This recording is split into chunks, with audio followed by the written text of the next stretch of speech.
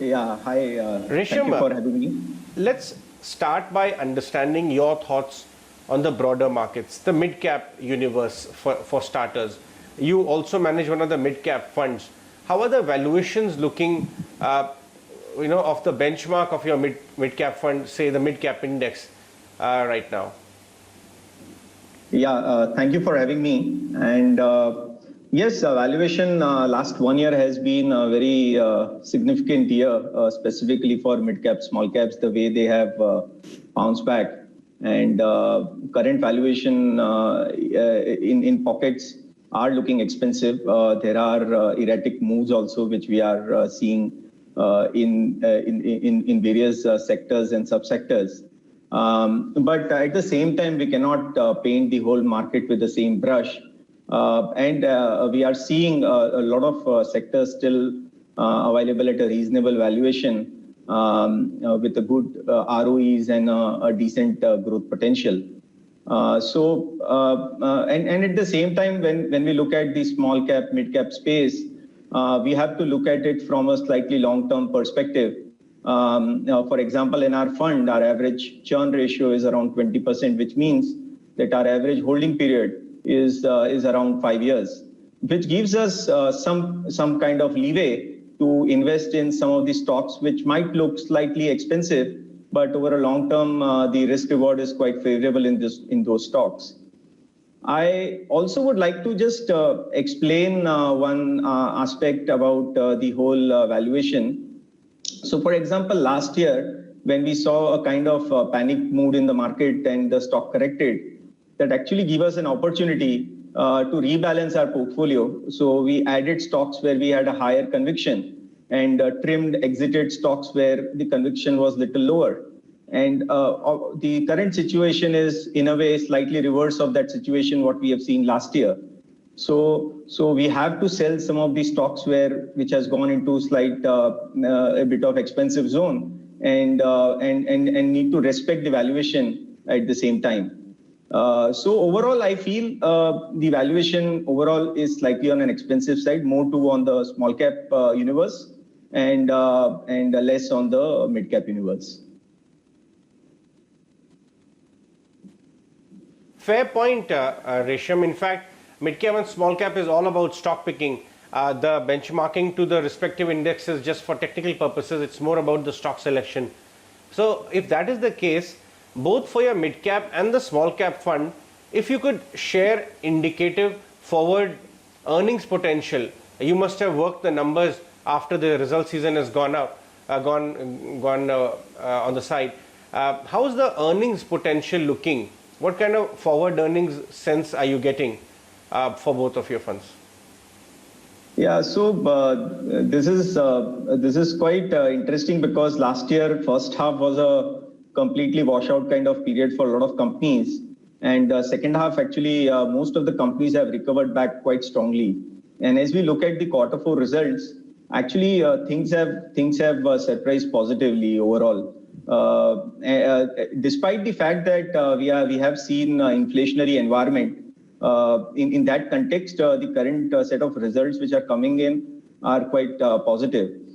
Also, one need to remember that the growth which we'll see in the next couple of quarters, we have to look at from a 2-year CAGR rather than just a year perspective. So overall, I think there are sectors which has impacted slightly more heavily compared to the others one. For example, retail, restaurants, travel are the one which got severely impacted.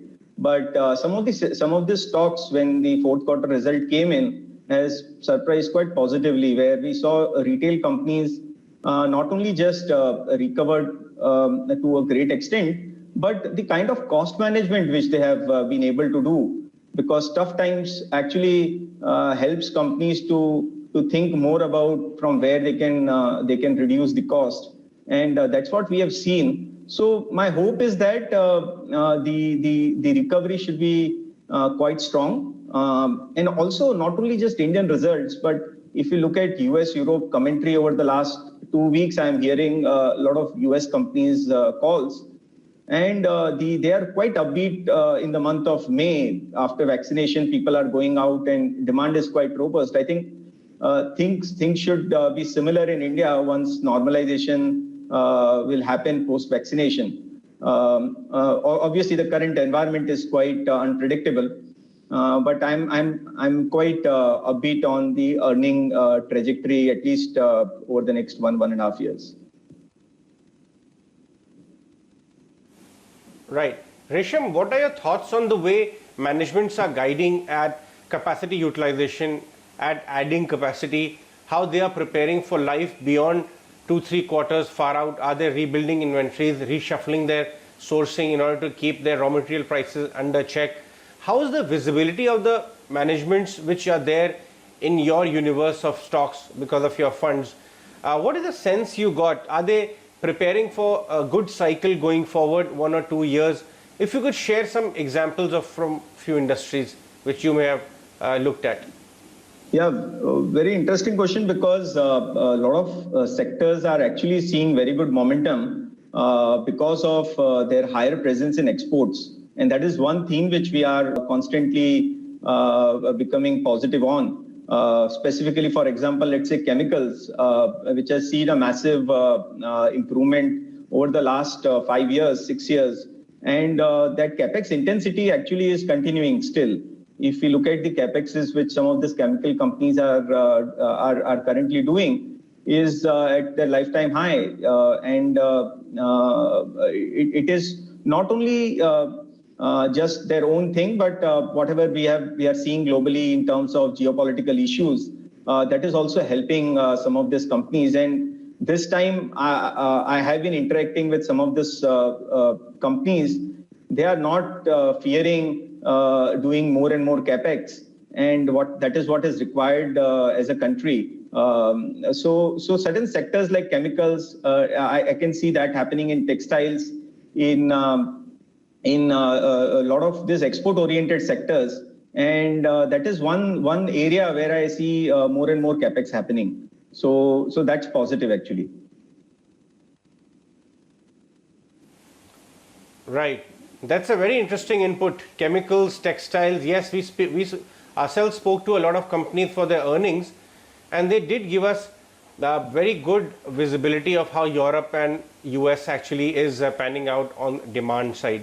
How are you looking at some of the other reopening sectors? Because they are smaller industries, hotels, leisure, they are mid-cap and small-cap companies, resorts, some of the travel tourism related kind of plays, auto ancillaries, some of them are export oriented, many of them are related to auto, which went through a bad patch. Any thoughts here? Yeah, absolutely. So I think there are a lot of reopening trades which will happen. We kept hearing some of this news globally, where people are finding difficult to get, for example, places to get for their travel destinations and all. So I think a similar thing will happen in India as well once things normalize. And good part is that some of this companies' balance sheet is quite good. So they have been able to sustain this bad patch. And also at the same time, some of the smaller unorganized players have seen some consolidation happening. So it is a mix of both, and at the same time the cost management. So I think a combination of all these factors will be quite positive once the space opens. So as you rightly mentioned, hotels, leisure, for example, we have something on the cinema side. I think those are the things which will do pretty well once the things normalizes. So yeah, I agree to your point there. Right. Resham, have you looked at the broking companies / AMCs?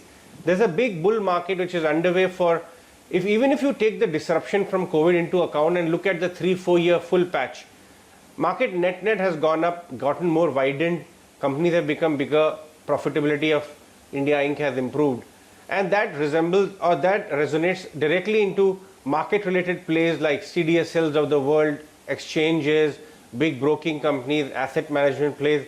You understand it better, you are part of that industry yourself. How are you looking at the prospects of that universe of stocks? Because many of the managements now have started talking technology, how technology is changing and boosting their businesses, be it Angel or Motilal, whichever. Not taking stocks, specific stock reactions from you, but the essence is how's the market related universe of investing names look to you? Yeah, so obviously this whole segment actually is quite underpenetrated in India if we look at from the global context. And the financial savings of the individual investors within India also is significantly lower than in this asset classes. So I definitely see a very good potential there. We have seen how the emerging or the developed economies have grown here over a period of time. And I am 100% sure that over a period of time, some of these companies also will see a similar growth trajectory. The only thing one need to be more cautious here is from the cycle perspective, because we see different kind of cycles. So it's a journey. Currently, we are seeing a journey where things are looking quite positive. The number of additions in terms of clients which we see across, let's say, broking companies or AMCs is quite positive. I'm not disputing the growth, but only the timing perspective that could be a mismatch that could possible. Right. All right, Resham, we'll let you go on that one. Thanks so much for joining us. Great chatting, and look forward to be interacting with you more often on the channel from here on. Thank you very much.